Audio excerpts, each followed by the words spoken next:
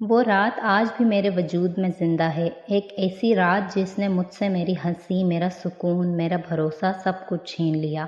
میں اپنے خاندان کے ساتھ ایک رشتہ دار کی شادی میں گئی تھی۔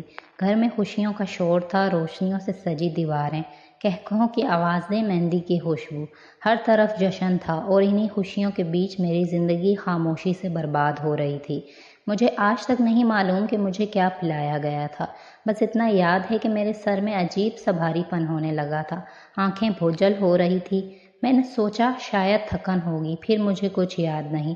جب میری آنکھ کھلی تو کمرے میں اندھیرا تھا، میرا سر پھٹ رہا تھا، جسم ٹوٹ رہا تھا اور اگلے ہی لمحے میری روح جیسے جسم سے نکل گئی۔ میرے جسم پر کپڑے نہیں تھے، صرف ایک نائٹی تھی۔ ہاتھ کانپنے لگے، سانس رکنے لگی۔ میں دوڑ کر شیشے کے سامنے گئی اور وہاں جو دیکھا اس نے میرے پیروں تلے زمین کھینچ لی۔ میرے جسم پر انسان کے کاٹنے کے نشان تھے، گردن، کاندھے، بازو، ہر جگہ درد بول رہا تھا۔ میں وہیں زمین پر بیٹھ گئی، میری چیخ بھی میرے حلق میں دم توڑ گئی تھی۔ میں روتے ہوئے اپنی بھابھی کے پاس گئی، وہ شادی کی تیاریوں میں مصروف تھی۔ آخر شادی ان کے اپنے بھائی کی تھی۔ بھابھی میرے ساتھ شاید کچھ غلط ہوا ہے، میں نے لرزتی آواز میں کہا، لیکن انہوں نے میری بات کو سنجیدگی سے نہیں لیا، جیسے میری ٹوٹی ہوئی حالت بھی ان کے لیے اہم نہ ہو۔ اس لمحے مجھے لگا شاید میں پاگل ہو رہی ہوں، شاید یہ سب میرا وہم ہو، لیکن جسم پر موجود زخم چیخ چیخ کر حقیقت سنا رہے تھے۔ میں نے فیصلہ کیا کہ مجھے خود پولیس کے پاس جانا ہوگا۔ کانپتے قدموں کے ساتھ میں تھانے پہنچی، لیکن وہاں کارروائی ہونے سے پہلے ہی میرے والد اور بھائی کو فون کر دیا گیا۔ آخر وہ ایک بڑی سیاسی جماعت کے لیڈر تھے اور الیکشن سر پر تھے۔ جب انہیں حقیقت کا پتہ چلا تو مجھے انصاف دینے کے بجائے گھر لے آئے، اور پھر میری زندگی کا دوسرا عذاب شروع ہوا۔ اپنا منہ بند رکھو، تمہیں اندازہ ہے اس خبر سے پارٹی پر کیا اثر پڑے گا؟ میرے اپنے باپ اور بھائی مجھے مار رہے تھے۔ اس دن مجھے سمجھ آیا کہ بعض اوقات لڑکی کی عزت سے زیادہ لوگوں کو اپنی شہرت عزیز ہوتی ہے۔ مجھے کمرے میں بند کر دیا گیا۔ میں دن رات خود میں مرنے لگی، ہر سانس بوجھ لگنے لگی، ہر آئینہ مجھے توڑ دیتا تھا۔ اور پھر ایک دن میں نے فیصلہ کر لیا کہ ایسی زندگی سے موت بہتر ہے۔ میں نے اپنی جان لینے کی کوشش کی۔ جب ابو کو یہ پتہ چلا تو شاید پہلی بار انہیں احساس ہوا کہ پارٹی سے زیادہ ان کی بیٹی ضروری ہے۔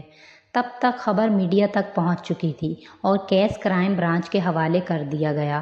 تحقیقات شروع ہوئیں، فوٹیج دیکھی اور پھر ایک ایسا سچ سامنے آیا جس نے مجھے اندر سے ختم کر دیا۔ یہ سب میری بھابھی کے بھائی اور اس کے دوستوں نے کیا تھا۔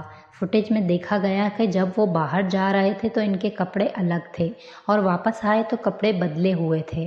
مزید تفتیش پر وہ کپڑے بھابھی کے کمرے سے ملے۔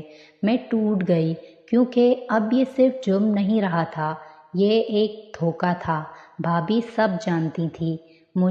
وہ مجھے ادھمری حالت میں اپنے کمرے میں چھوڑ گئی تھی۔ انہی کے کمرے میں وہ لوگ نہا کر کپڑے بدلتے رہے۔ میں صرف ایک سوال کرتی ہوں، آخر کیوں؟ میں نے کسی کا کیا بگاڑا تھا؟ میں نے کس کا حق چھینا تھا؟ پھر بھی میرے اپنے ہی لوگ مجھے قربانی کا بکرا بناتے رہے۔